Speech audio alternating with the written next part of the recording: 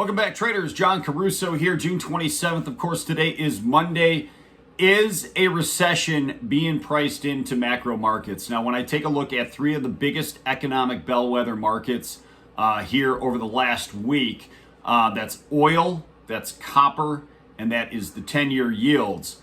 It begs the question, are they screaming at us that an oncoming recession could be potentially imminent over the next few quarters?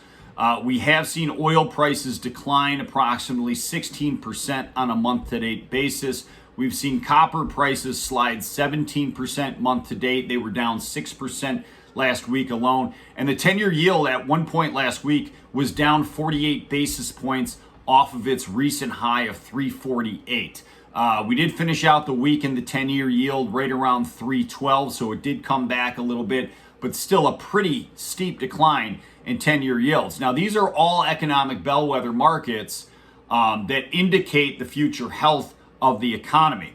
And of course, the potential for future monetary policy going forward when I take a look at yields.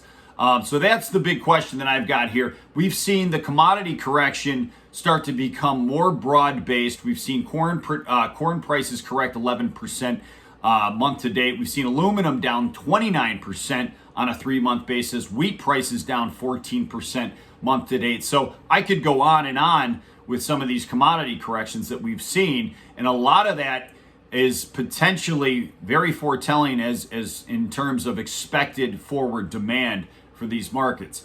In terms of the stock market, we did see a relief rally in the market last week. I'm going to be very hesitant in calling it anything other than that. I do have all three major indexes immediate term overbought at present levels right now.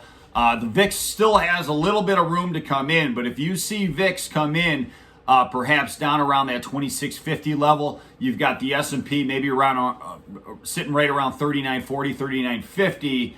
There could be a good opportunity for a trade in both of those markets going forward. So that's the question I've got here going forward. Is a recession being priced in? The commodity markets have suffered some pretty stiff corrections here lately.